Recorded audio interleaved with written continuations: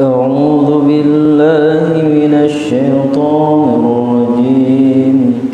بسم الله الرحمن الرحيم.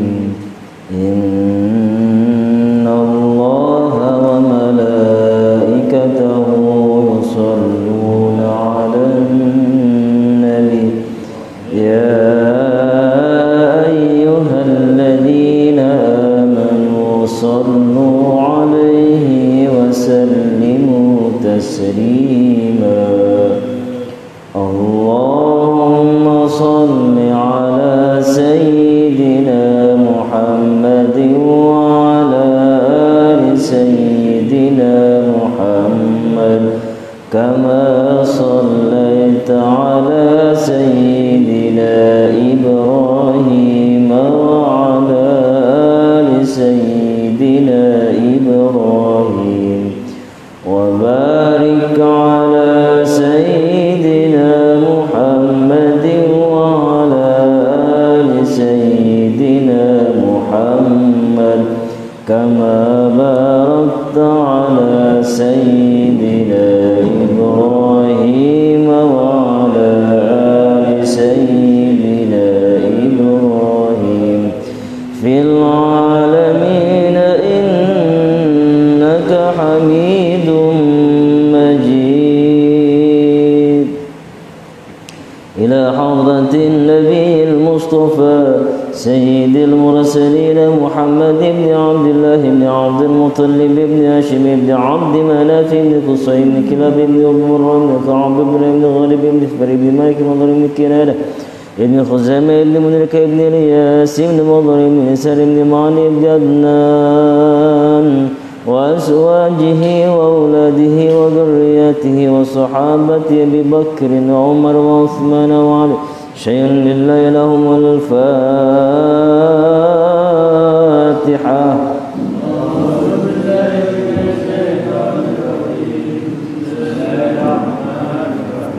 الحمد لله رب العالمين الرحمن الرحيم مالك يوم الدين إياك نعبد وإياك نستعين اهدنا الصراط المستقيم صراط الذين أنعمت عليهم غير المغضوب عليهم ولا الضالين.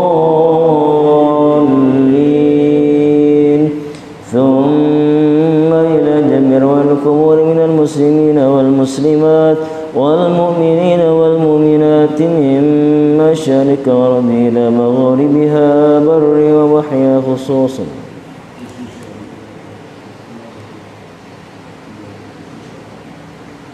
شيء لله لهم الفاتحة. بسم الله الرحمن الرحيم. الحمد لله رب العالمين الرحمن الرحيم مالك يوم الدين إياك نعبد وإياك نستعين اهدنا الصراط المستقيم صراط الذين أنعمت عليهم غير المغضوب عليهم ولا الضالين آمين. السلام عليكم ورحمة الله وبركاته. Waalaikumsalam warahmatullahi wabarakatuh.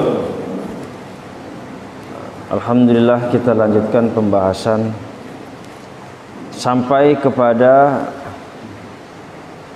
penindasan orang-orang kafir Quraisy kepada Kanjeng Nabi Muhammad sampai suatu hari di tahun ke-6 Hijriah, ke-6 kenabian, masa kenabian, ada yang mengatakan di akhir tahun ke-5 masuknya paman Nabi yang bernama Hamzah. Pedangnya apa julukannya? Singa padang pasir.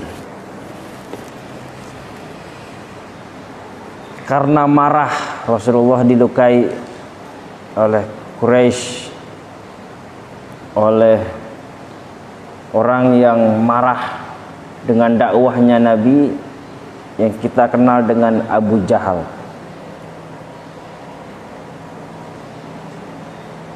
Sudah kita bahas kemarin, maka kemudian di tahun ke-6 Hijriah, di tahun ke-6 kenabian pula masuknya seorang dari Al-Adi Al-Quraisy yang kemudian menjadi khalifah kedua yang kita sebut dengan sahabat Umar bin Khattab, yang lalu kemudian pula mendapati julukan sebagai Al-Faruq. Masuknya Hamzah menjadi kekuatan besar buat umat Islam. Ditambah lagi dengan masuknya Umar bin Khattab. Umar bin Khattab bin Nufail bin Abdul Uzza bin Rayyah bin Ard bin Razzah bin Al-Adi bin Ka'ab bin Lu'ay Al-Adi Al-Quraisy. Nama lengkapnya Umar bin Khattab.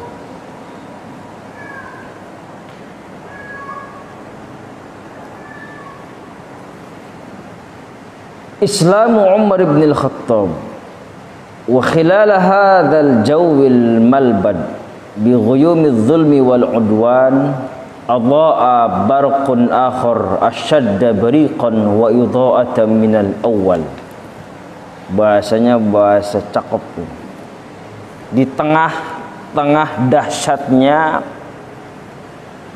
gempuran dari kaum kafir Quraisy setelah proses negosiasi tidak berhasil sampai kemudian penganiayaan, intimidasi juga nggak cukup sampai main fisik.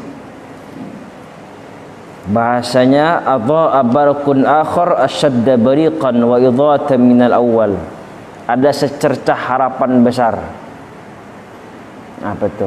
Cahaya yang luar biasa. Bahkan menjadi cahaya penentu awal akan kegemilangan Islam. Ala wa huwa Islam Umar bin Khattab aslama fi Dzulhijjati sanata 6 minan nubuwah. Yang beliau masuk di tahun ke-6 dari kenabian. Di bulan apa? Di bulan sekarang, bulan Dzulhijjah. Ba'da 3 ayyamin islami Hamzah. Setelah 3 hari masuknya Hamzah. Berarti Hamzah di sini dikatakan di tahun ke-6 kenabian. Berapa umurnya? 27 tahun. Masih tergolong muda. Muda, gagah, kuat, terpandang, ditakuti. Jarang yang kayak gini, Pak.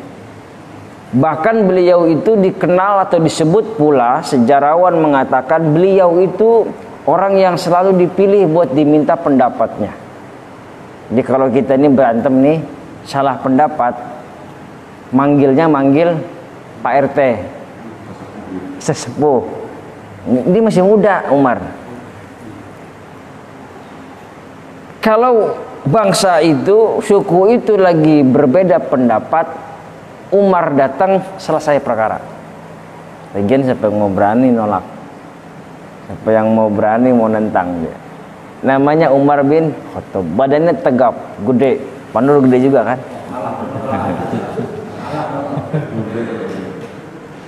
Wa kana an-nabiyyu qad da'a Allah Ta'ala li islamihi faqad akhrajat Tirmidzi. Hadis yang banyak banget Pak, doa-doa Nabi Muhammad. Allahumma izzal islama bi ahabbir rajulaini ilaik bi Umar bin Khattab au bi Abi Jahal bin Hisham. Fakana hubbuhuma ilallahi Umar radhiyallahu anhu. Beliau ini bengis Pak. Bahkan kemarin kita bahas di sesi penyiksaan kepada sahabat-sahabat Nabi yang masuk Islam itu, orang-orang du'afa ditindas sama Umar bin Khattab sama budak-budaknya. Tapi hatinya juga gundah gulana Pak. Di satu sisi dia mempertahankan kepercayaan nenek moyangnya, tapi di satu sisi dia kok ngelihat gini loh, semakin ditindas kok bukan semakin cengeng tapi semakin kuat. Semakin dikecilkan kok bukan semakin kecil malah semakin besar. Semakin apa sih namanya, dijelekkan Kok ini orang-orang malah tambah lagi yang menganut ajaran Islam saat itu. Karena ajaran terdahulu adalah ajaran nenek moyangnya yang sebelumnya adalah penyembah berhala. Yang dibawa patungnya oleh, pernah saya bahas dulu, siapa yang membawa patung berhala. Lupa, lihat lagi nanti. Kok semakin kuat gini loh Pak. Ini satu sisi kegelisahan seorang kesatria sekaligus negarawan nih beliau. Ngelihat orang ditindas, ya kan beliau dari suku Al-Adi, Al-Quraisy juga, cuman memang yang menindas itu kan sebelah sono lah gitu, dari kubunya belah sana, Abu Jahal, Abu Lahab, Abu belah sononya lah kan gitu. Kok makin diginiin, kok bukan malah ciut mental. Nah, jadi kalau kita ngeliat orang itu kan gitu, dihina dia semakin kokoh, dikecilkan dia semakin besar, gitu loh Pak. Jadi nggak berhenti di situ Pak. Anjing menggonggong, kapilah berlalu. Dalam hal kebaikan, dalam keburukan jangan. Kalau anjing menggonggong ya dengerin. Siapa tahu di situ teguran kita juga salah kan gitu. Tapi ini enggak, demi membela kebenaran terus saja jalan. Sehingga orang bisa melihat, iya, waktu yang akan membuktikan bahwa memang siapa yang benar, siapa yang, jangan mengatakan kita benar. Namanya pembelaan diri, orang juga jengah ujung-ujungnya. Akan waktu membuktikan siapa yang benar, siapa yang salah.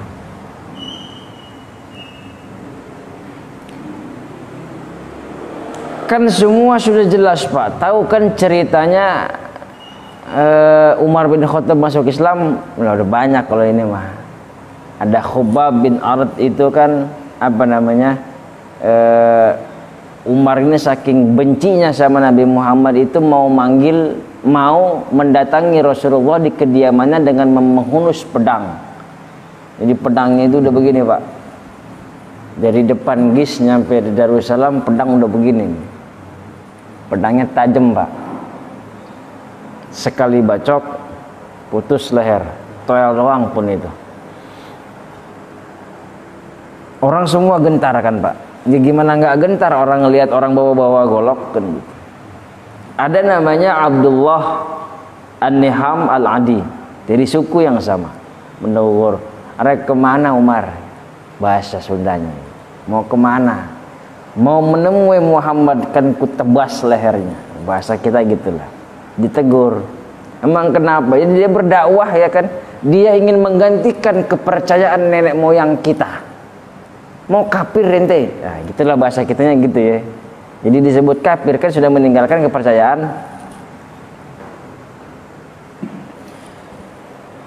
Lah Abdullah Niham ini kemudian bilang, bentar, sabar Mas. Ente bilang kan mau ninggalin apa namanya Muhammad, mau ninggalin ajaran nenek moyang kita. Ente balik ke rumah deh. Ente balik ke rumah ente, lihat di sana namanya Fatimah ente, adanya Umar. Sama lakinya itu setawannya juga udah meluk kepercayaannya Muhammad, ngomong kayak gitulah. Kan ninggalin, kan namanya apa tuh? Ngejejelin apa namanya? Nginjak lah gitu. Ternyata yang segitu bengisnya, keluarganya sendiri masuk Islam. Nah begitulah ceritanya, kan marah semakin marah. Brengsek kan gitu ya, malu-maluin doang. Nah bahasa kita gitu loh. Umar kan gitu, semua apa aja sesuatu yang buruk saat itu nempel di Umar. Karena dia punya kekuasaan, dia punya kekuatan, main perempuan doyan, judi, apalagi itu Umar tuh Pak. Maka bininya banyak saat itu, bininya di mana-mana. Ya asal pakai keluar Umar. Kelakuannya saat itu membunuh udah bukan lagi terhitung nyawa orang. Umar Pak. Malakin orang juga sama. Umar Pak. Saat itu. Jadi kalau bapak karang preman tidak ada apa-apanya. Umar saat itu. Dari 100% penjahat, begitu masuk Islam 100% kebalikannya. Itu disebut dengan taubatan nasuha. Bertemulah. Sampai di palang pintu, ternyata di depan pintu beliau tidak masuk. Ternyata terdengar sayu-sayu suara Al-Quran yang dibacakan oleh Khubab bin Urd, yang membacakan Al-Quran. Masuk ke dalam marah kan. Ya singkat cerita sudah paham semua kan. Saya percepat deh biar keburu ayat-ayatnya. Ternyata tahu Umar masuk, Fatimah menyembunyikan Al-Quran, Khubab sembunyi di balik pintu. Datanglah khonatnya atau suaminya atau adik iparnya Fatimah ini. Fatimah adiknya Umar bin Khattab. Ya ngobrol-ngobrol gitulah, percakapannya ada semua tuh di kitab-kitab juga banyak tentang percakapan Umar dengan suaminya Fatimah ini. Ya singkat cerita sampai kemudian beliau memukul suaminya ini sampai berdarah. Sekali tonjok berdarah. Paling bapak mah kalau nonjok bengap doang. Umar sekali nonjok berdarah tuh orang, hidungnya, mulutnya berdarah. Enggak tega melihat kondisi suaminya, Fatimah pun mengambil tangan atau membangunkan suaminya ini. Ternyata Umar bin Khattab juga semakin marah. Dia ambil tangannya, dia ambil muka Fatimah ini dengan cara dipukul dengan keras, berdarah. Sekeras-kerasnya Umar ternyata ngelihat adiknya sendiri berdarah, nggak tega pak, nggak tega. Adik sendiri dipukul nggak tega pak. Itu namanya preman. Bukan preman di dapur. Kadang-kadang bapak mah galak sama keluarga, di luar mah ciut, balik gitu. Umar saat itu masih preman. Premannya Umar itu bukan preman dapur. Seumur hidupnya baru mukul adik iparnya, baru mukul adiknya. Seumur hidup. Itu pun karena benci. Dia nolongin adik iparnya yang saat itu mendakwahinya untuk masuk Islam. Begini Umar, lu semua pada durhaka lu, gitu kan bahasa kita gitu ya. Kafir lu pada ya gitu tuh. Masuk agama Islam Muhammad gitu. Umar saat itu. Begini Umar, kalau memang agamamu lebih benar, kalau memang agamamu tidak lebih benar daripada agama yang dibawa Muhammad, aku rela untuk meninggalkan agama nenek moyangku. Nah, jawabnya seperti itu loh, marah kan pada dipukul. Ngelihat Fatimah singkat cerita kan tidak tega nih Umar. Akhirnya dia minta yang dibaca itulah, mushaf itulah. Nggak mau pak kata Fatimah, nggak, jangan. Kenapa? Fa'innaka najis, karena kamu najis. Nah, kan lah ya, maka kemudian Al-Quran itu tidak boleh disentuh dalam mazhab Syafi'i misalnya. Jangankan dibaca, disentuh pun jangan. Ambil kecuali darurat misalnya. Al-Quran ada bececeran di mana-mana kan gitu.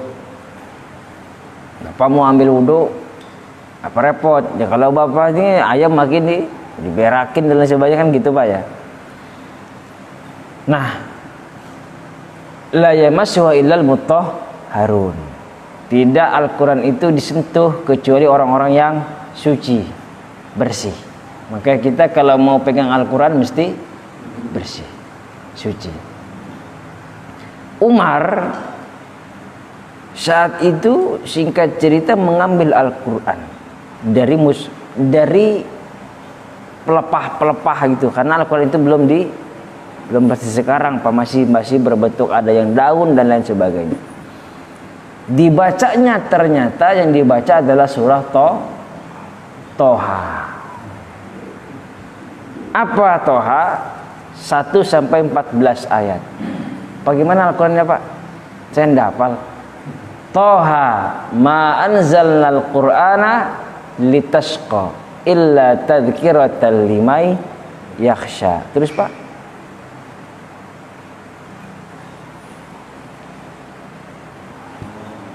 ada surah Toha antara surah Maryam dan surah Al-Anbiya, surat cinta.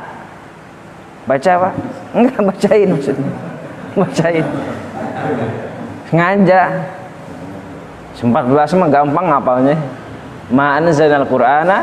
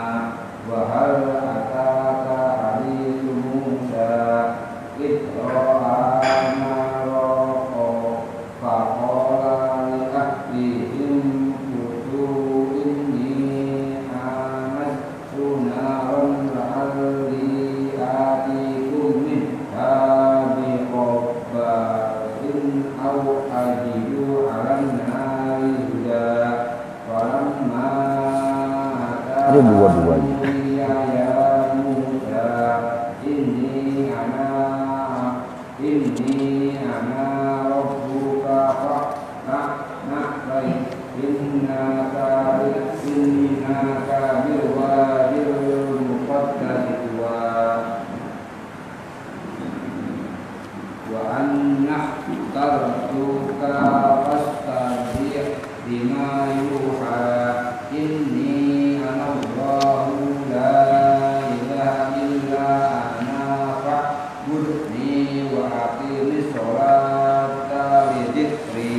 Sudah Pak, beres Pak, sini Pak.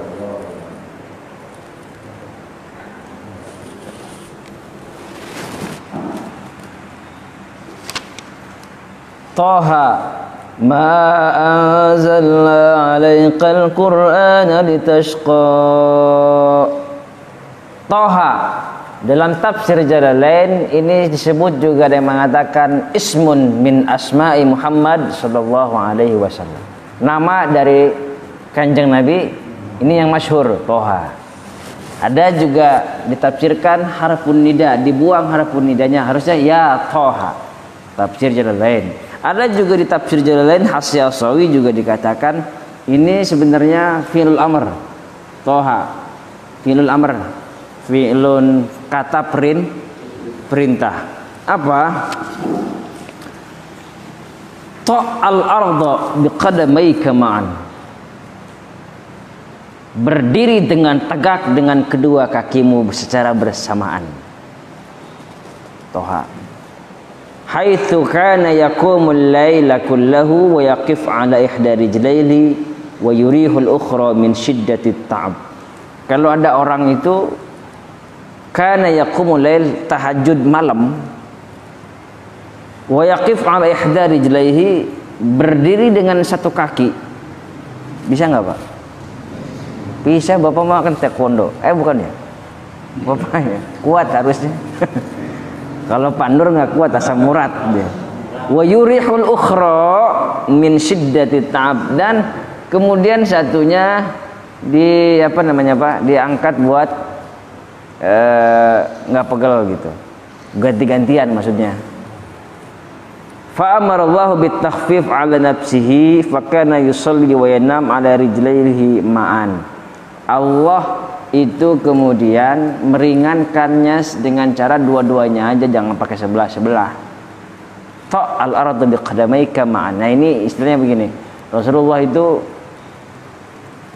lelah juga Pak. Ini bahasa, ini maksudnya ayat ini sugesti kepada Kanjeng Nabi Muhammad betapa beliau itu sedang ditimpa masalah besar. Dituduh, difitnah, ditindas, diintimidasi, sampai sahabat-sahabatnya pun dianiaya. Orang yang percaya dengan Nabi ketahuan selesai karena nggak punya duit, karena nggak punya kedudukan. Toha. Ma anzalna 'alaikal Qur'ana litashqa. Allah itu tidak menurunkan Al-Qur'an untuk susah payah. Ini kan kita bahas kenapa sih Umar sebegitu bengisnya, sebegitu galaknya yang kita kenal, bahkan iblis aja kalau ketemu Umar kabur katanya. Apalagi Pak Nur ketemu zaman dulu, merengket bisa, kencing di celana bisa.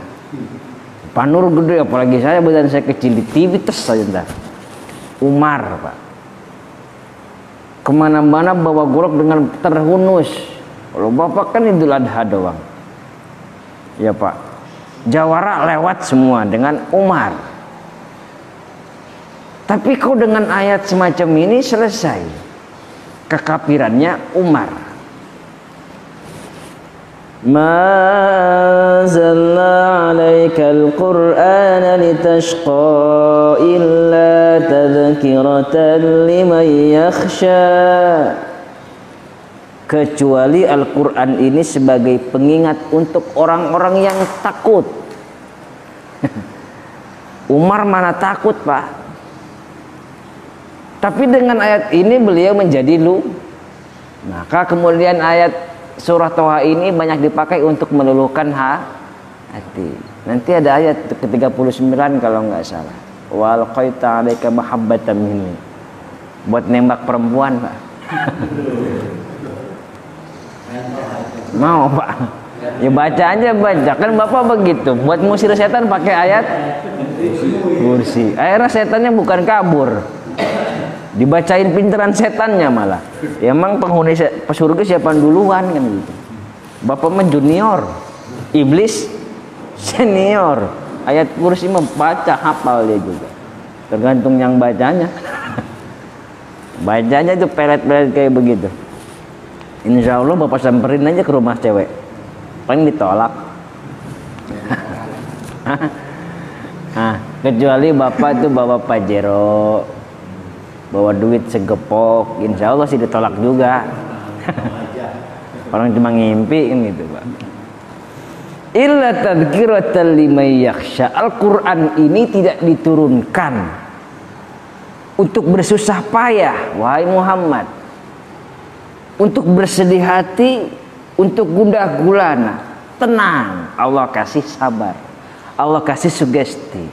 Ayat-ayat ini diturunkan kepadamu wahai Muhammad melalui Jibril, bukan untuk gundah gulana, bukan untuk tenang, sabar. Illa tadhkiratan liman yakhsha. Al-Quran ini diturunkan untuk tadhkirah, pengingat untuk orang-orang yang liman yakhsha, yang siapapun yang merasa takut. Umar kan nggak takut Pak. Kenapa ayat ini disindir untuk orang-orang yang takut? Maka Umar salah satu innama yakhsyallaha min ibadihil ulama, orang yang paling mengerti karena beliau orang cerdas. Ayat lain dikatakan innama yakhsyallaha min ibadihil ulama. Kita bahas di sini ya, kenapa Umar masuk Islam gara-gara ini Pak. Umar aja bisa, kenapa Bapak nggak bisa? Luluh hatinya, keras hati, keras kepala, luluh pakai itu. Innama yakhsyallaha min ibadihil ulama. Sungguh orang yang paling takut dengan Allah itu siapa? Orang-orang yang berilmu. Alimun, alimani, ulama, jama taksirnya. Alimuna atau ulama, orang yang berilmu. Bagaimana kemudian kita takut dengan Allah kalau kita tidak berilmu? Minimal ngerti apa akidah kita, siapa Tuhan kita. Allahu Rabbi. Kemudian Allah punya Asmaul Husna, nanti ada ayatnya tadi. Sampai kemudian Allah juga dalam kita Al-Asy'ariyah Al-Maturidiyah memiliki 20 sifat wajib bagi Allah. Hafal seharusnya. Allah wujud, qidam baqa. Terusin Pak. Lil hawadithi qiyamuhu bi nafsihi wahdaniyah ilmun.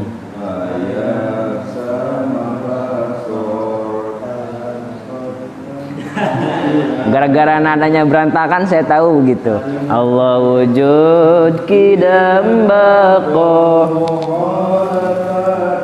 lil hawadithi qiyamu bi nafsi wa daniya qudra irada ilmun haya sama basar kalam qadiran aliman hayan sami'an basiran mutakalliman. Apalkan Pak?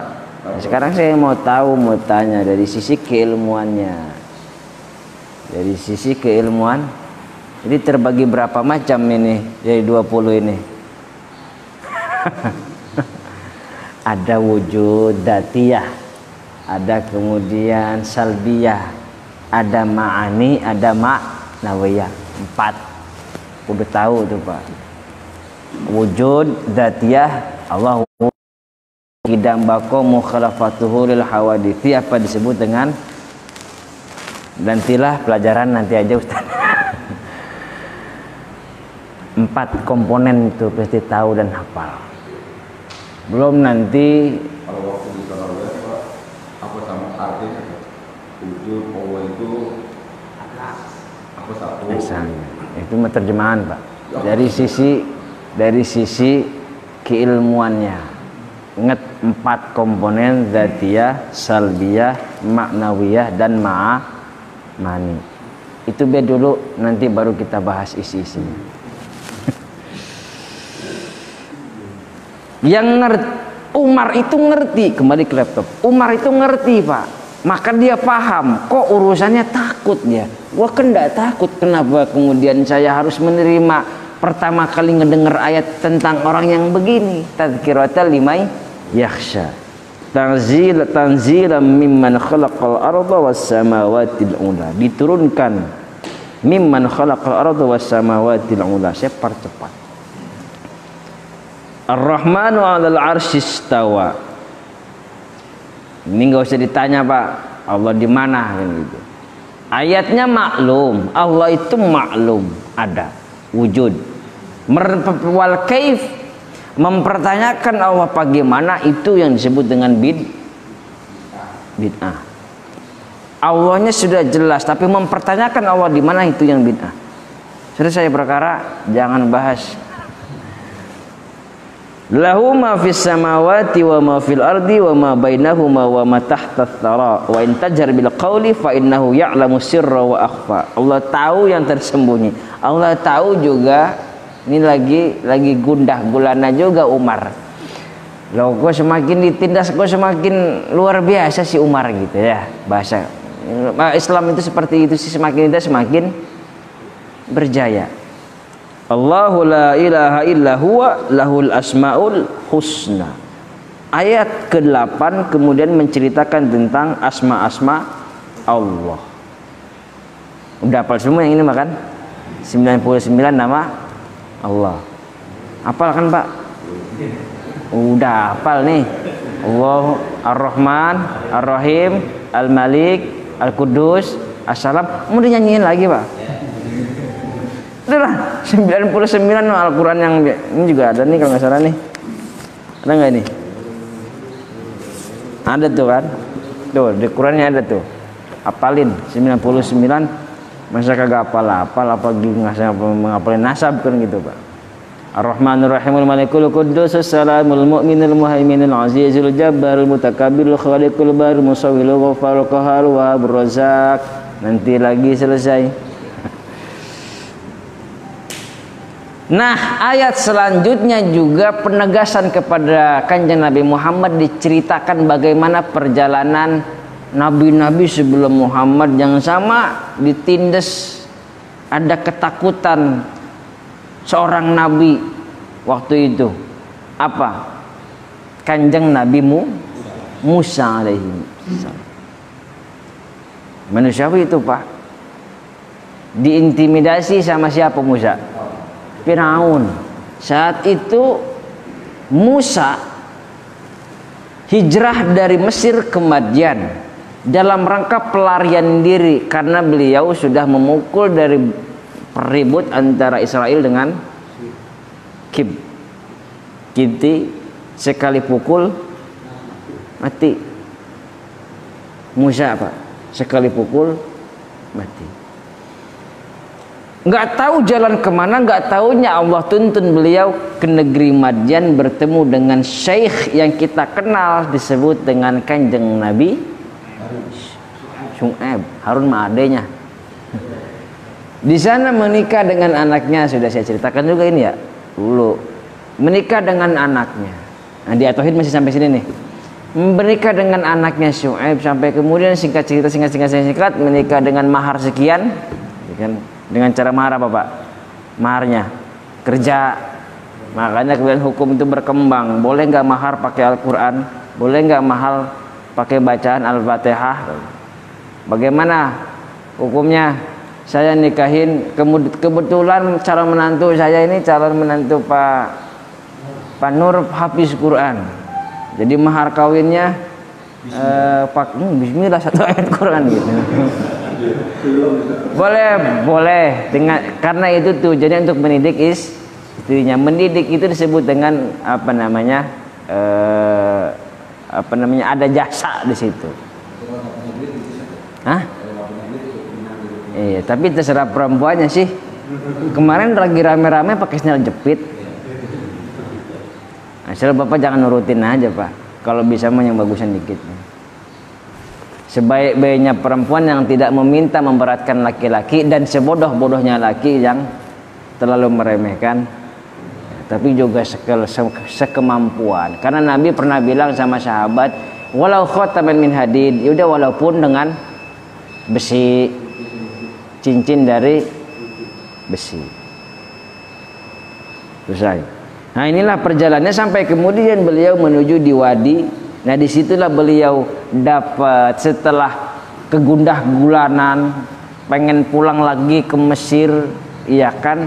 Ternyata kemudian di perjalanan membawa anak istrinya dari pernikahannya dengan Syu'aib. Ternyata di sana di perjalanan bertemu dengan udara sangat dingin dahsyat malam. Ternyata Kanjeng Nabi Musa seorang diri melihat adanya api di depan. Beliau kemudian masuk ke situ, disuruh buka sandalnya, ikhla na'laik. Ya kan kayak gitu ya ceritanya. Sampai kemudian beliau bercakap-cakap jangan takut. Saking takutnya beliau, sampai kemudian apa yang kamu pegang? Tongkat, lemparkan. Ternyata jadi ular. Saking takutnya beliau lari. Kalau bahasa kitanya lari terbirit-birit karena ketakutan. Walam yu'aqib mudbiran, kan itu bahasa Al-Qur'annya. Sampai nggak mau berpaling lagi, dipanggil lagi sama Allah, jangan takut. Sampai disitulah peristiwa kesaktian tongkatnya Kanjeng Nabi Musa alaihissalam. Mujizat bukan mujizatnya di situ, wasilah dari itu semua. Lempar. Karena selain itu pula beliau juga dengan wasilah itu pula atas izin Allah bisa membelah lautan. Itulah Kanjeng Nabi Musa alaihissalam. Sampai di sana pun, sampai istananya Fir'aun melawan para pesihir-pesihir yang kemudian tongkat itu nyaplokin ulernya. Beliau juga waktu di gurun itu masukin ke kantong jadi cahaya lampu tuh. Thomas Edison tuh nggak ada apa-apanya tuh. Zaman bahula udah ada gitu. Inilah Kanjeng Nabi Musa diberikan sugesti. Apa sih Pak kalau habis lelah dikasih lagi tuh ngisi bensin apa sih? Dikasih nutrisi lagi lah gitu. Dan Nabi Muhammad juga seperti diceritakan. Yang kemudian juga diceritakan pula bagaimana Kanjeng Nabi Adam tergelincir dari surga karena perbuatan iblis. Dikasih sugesti dengan cara diampuni dosa-dosanya dan pasti orang yang berbuat baik akan masuk surganya Allah Subhanahu wa taala. Banyak sekali peristiwa ini hidup ya. Banyak sekali peristiwa-peristiwa. Maka kemudian para pengkaji Al-Qur'an mengatakan saya setuju aja sih ini. Bahwa ayat ini terbagi kepada Toha ini terbagi kepada 3 ayat cinta. Cinta kepada Kanjeng Nabi Muhammad atas penganiayaan orang-orang kafir, diberikan nutrisi kembali. Cinta kepada Kanjeng Nabi Musa atas penganiayaan Fir'aun, dan cinta kepada kanjeng Nabi Adam, dan cinta kepada semua para nabi. Wa ana akhtartuka lima yuha innani anallahu la ilaha illa ana fa'budni wa aqimis sholata li dzikri. Ayat ini kemudian di ayat ke-14, innani anallah, sungguh aku ini Allah, la ilaha illa ana fa'budni wa aqimis sholata li dzikri. Saya persingkat tuh Pak. Innani anallah, sungguh aku adalah Allah. La ilaha illa ana, tidak ada Tuhan kecuali aku. Maka siapapun yang mati dalam keadaan la ilaha pasti masuk. Man kana akhiru kalamihi la ilaha illallah dakhalal jannah. Siapa yang akhir ucapannya, akhir hayat, dan dibarengi dengan amal saya tidak perlu membacakan tafsir-tafsirnya lagi tentang kalimat la ilaha illallah, kalimatul haq alaiha nahya. Dengan ini kita hidup, dengan ini kita mati, dan dengan ini kita dibangkitkan. La ilaha. Maka kalau di sakaratul maut begitu Pak, talqin pakai la ilaha illallah. Itu aja udah. Nggak apa-apa, nggak perlu tambahin dengan Muhammad Rasulullah, salawat dan sebagainya. Itu dulu aja, la ilaha illallah. Karena thaqlul lisan 'alal nutqi idza wasalatir ruh idal qalbi. Kalau roh itu sudah sampai sini, sampai ronggongan hati, thaqlul lisan 'alal nutqi, lidah itu keluh untuk lihat aja orang yang sakaratul maut pasti nggak bisa. Bahkan lidahnya bisa ada yang menjulur, keluh dan lain sebagainya, nggak bisa lagi ngomong. Bagaimana kita menuntun dengan kata-kata yang banyak, la ilaha illallah Muhammad Rasulullah, Allahu la ilaha illallah, yang kepanjangan dia bagaimana ngikutinnya.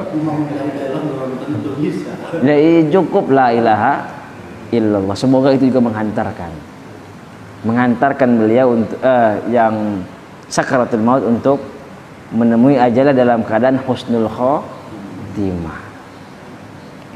Fa'budni, maka salatlah, menyembahlah aku, ibadah, percaya aku.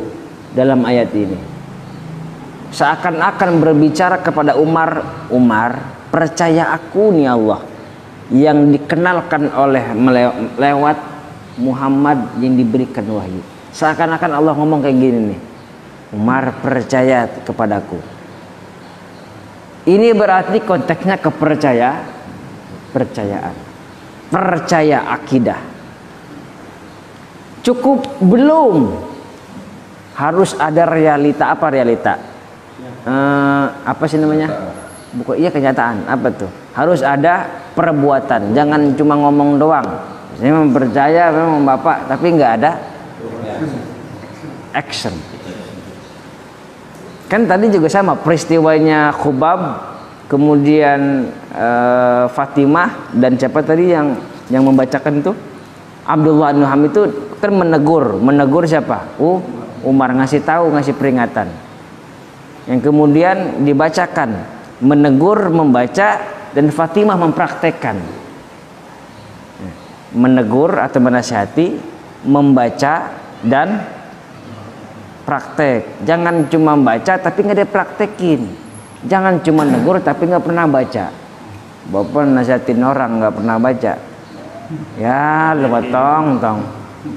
Sholat bang, sholat lah, bapaknya juga cekih kan gitu. Selesai perkara, nggak bisa. Harus seimbang dan selaras perbuatan dan perkataan. Fa'budni, sembahlah aku. Sembahnya ini percaya kepadaku. Dengan cara apa? Mesti praktek. Apa prakteknya? Wa aqimis sholata li dzikri. Jam berapa itu selesai? Dikit lagi ya. Dan dirikanlah salat untuk mengingatku. Salat dalam kaidah umum doa. Salat dalam kaidah umum yang paling terbesar, karena dalam salat ada perbuatan, ada perkataan, ada niat, ada hati itu dalam sholat, maka zikir terbesar adalah sholat. Maka siapapun yang meninggalkan sholat, hati-hati loh Pak, jangan remehkan sholat. Siapapun yang meninggalkan sholat dengan sengaja, wa aqimis sholat lidzikri, bagaimana rangkaian fa'budni, maka sembahlah Allah. Ini sebenarnya panjang nih kalau mau dibahasnya, tapi saya nggak mau bahas karena ini kajian tafsir nanti. Mudah-mudahan di sini ada tafsir, ada Pak? Nah, di sini ada tafsir, nanti ikutin Ustaznya. Nah, saya sedang dalam ranah saya membahas tafsir saat ini. Saya apa sih namanya, sejarahnya. Umar disuruh begini takluk Pak. Yang dipakai terakhir lidzikri sesuai dengan tadi ayat yang kedua, yang ketiga, illa tadhkiratal limay yakhsha. Ini sinkron Pak ayatnya Pak. Ini kehebatan Allah Jalla Jalaluh. Illa tadhkiratal limay yakhsha. Al-Quran ini bukan buat gundah gulana Pak. Al-Quran ini diturunkan untuk pengingat orang yang takut. Dengan cara apa takutnya? Wa aqimis sholata lidzikri. Kalau mau mengingat aku sholat, doa. Jadi belum dikatakan menjadi tadzkirah kalau kita cuma baca. Ada apa orang yang baca 24 jam, makan kagak, minum kagak, mabini kagak, anak kagak, sholat kagak, baca aja, tidak baik juga. Maka prakteknya adalah menegur, membaca, apalagi menegur, membaca, mempraktekkan. Ini sebenarnya sampai jam berapa kita sepakatnya? Lewat yang 3 ya angkanya ya. Jadi rangkaian Umar itu seakan-akan sudah diskenariokan oleh Allah. Perjalanan pertama ditegur, dibacain, dan dipraktekin. Ya Pak ya. Al-Quran ini teguran buat kita. Lalu kita baca. Habis dibaca mau diapain? Praktekin. Ini dahsyatnya perjalanan Umar bin Khattab. Ya, makanya kita mesti cermat dan cermati itu di sini. Makanya saya membahas sejarah dari sisi lainnya Pak. Kalau cuma sejarah biasa, buku-buku banyak, bahkan pengarang-pengarang buku itu lebih pandai, untuk lebih hafal daripada itu semua. Tapi lihat dari sisi lainnya, dari nasabiahnya ada di sana, karena pasti sudah berkaitan dengan antropologi, sosiologisnya juga, kaitan erat dengan kondisi lingkungan saat itu.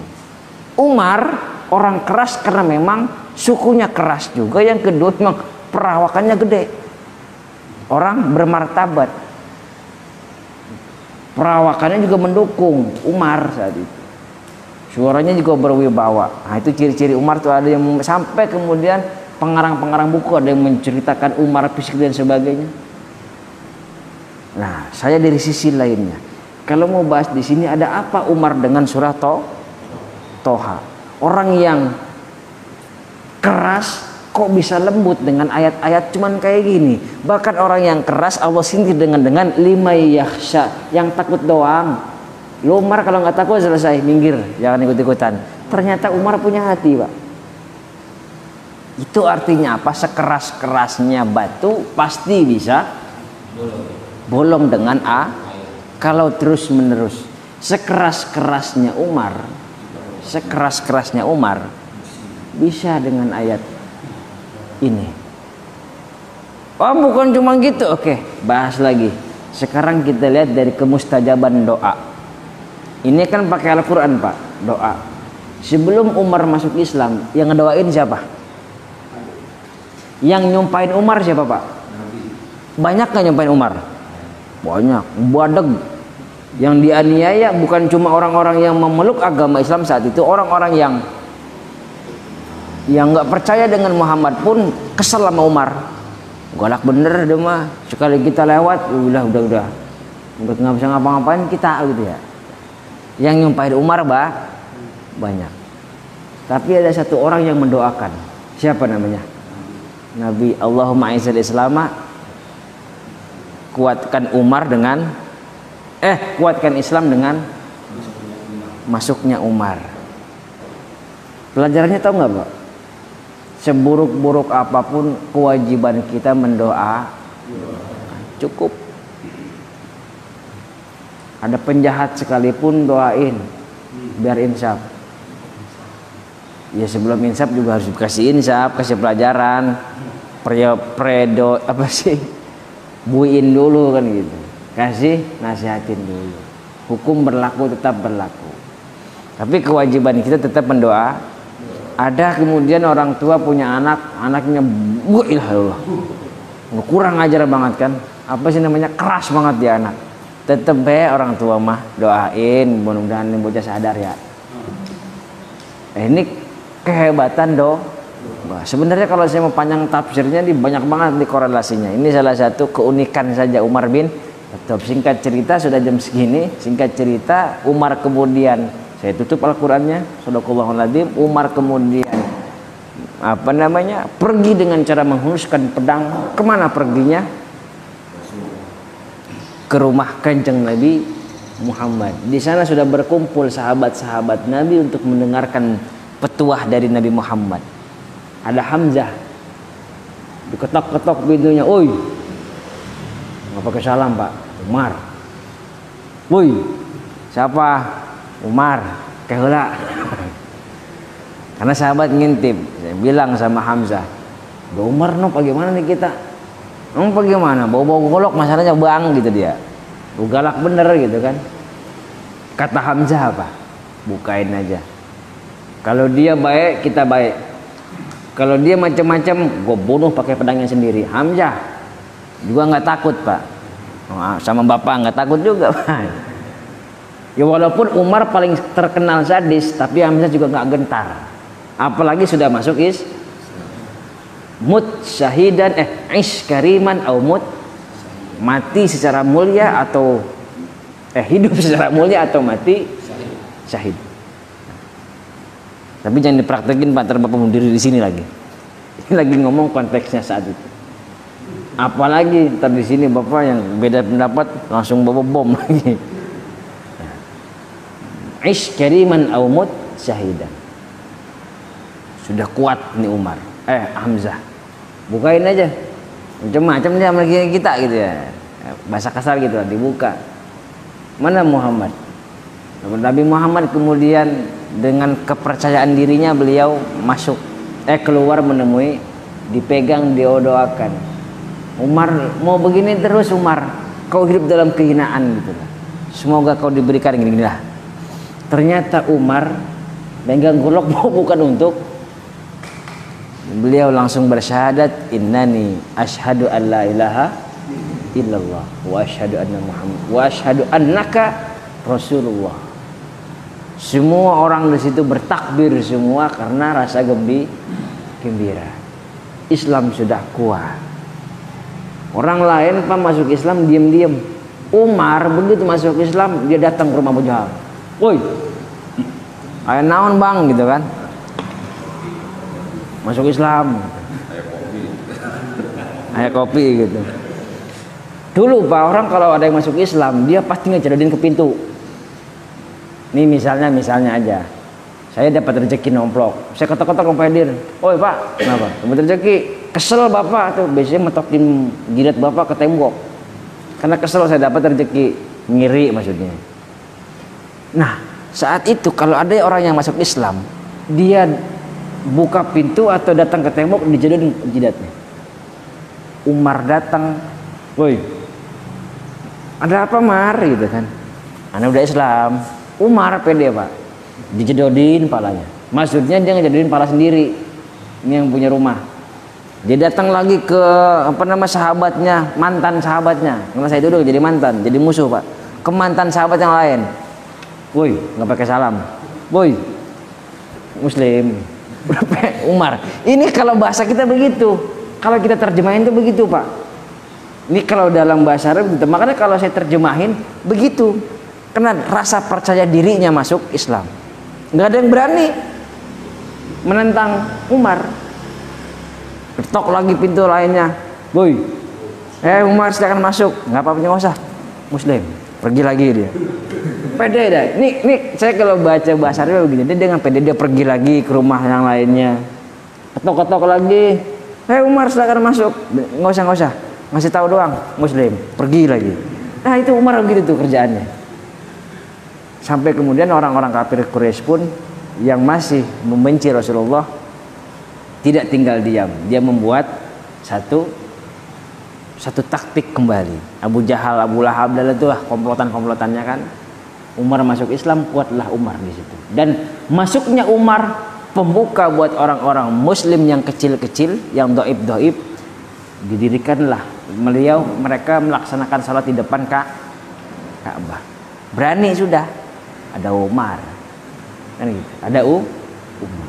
Jadi Bapak ngebayangin nggak situasi saat itu? Katakanlah ini masjid apa nih? Darussalam. Di sini ada yang pro dan kontra, ribut kayak macam ini. Jadi di sini isinya berhala semua situ. Contoh ini Pak ya. Di sini bacok. Ya gitu kan. Yang satu ngebelain kan gitu. Ada satu orang ditakutin, Pak Nur ditakutin sini. Pak Soleh yang tadi tuh, yang sholat sini gue bacok gitu. Yang jahatnya dia gitu. Yang jahatnya, contoh aja. Tetangganya baik nih. Contohnya Pak Nur. Pak Iwan mau sholat di situ, dijagain sama Umar. Bapak ngebayangin nggak situasi saat itu? Itu Ka'bah loh. Sementara sekeliling Ka'bah itu sudah masih banyak patung. Tapi Islam boleh Islam di situ saat itu. Dengan siapa? Dengan masuknya Umar. Udah lewat baik kan saya bilang juga. Gini kalau ngomong nih, kayak kelamaan.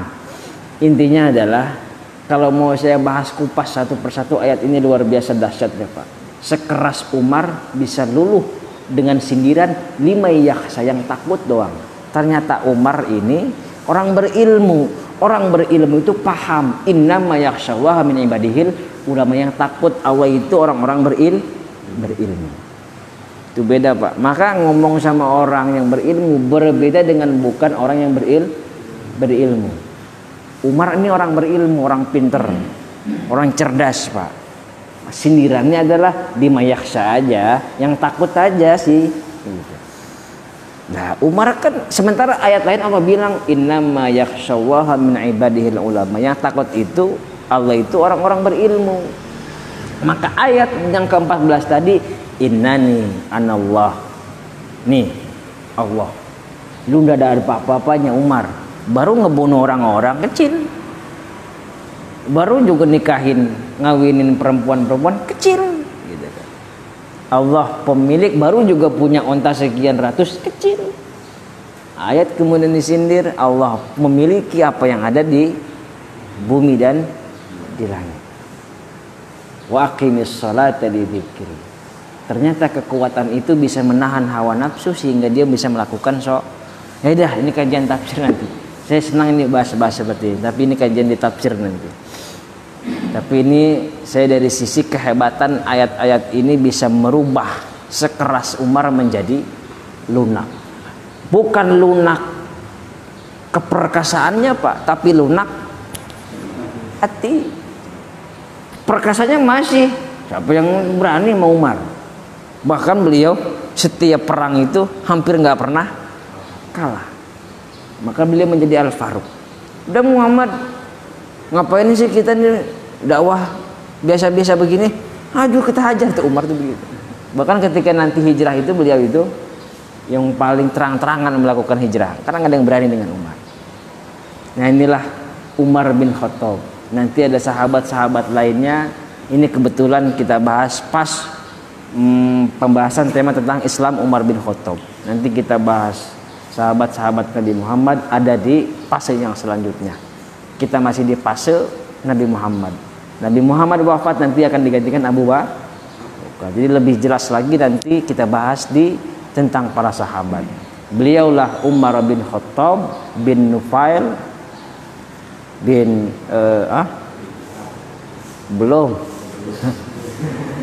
bin Rayyah bin Urd atau bin Arad atau dalam bahasa Arab bin Qurut bin Zarrah atau Razah bin Al-Adi bin Ka'ab bin Lu'ay Al-Adi Al-Quraisy. Beliaulah Umar bin Khattab Al-Faruq. Semoga Allah mengampuni segala macam dosanya dan pasti beliau masuk surga karena termasuk orang yang sudah dijaminkan masuk surga. Semoga kita berada di barisan-barisannya. Sudah cukup. Billahi taufiq wal hidayah. Wassalamualaikum warahmatullahi wabarakatuh.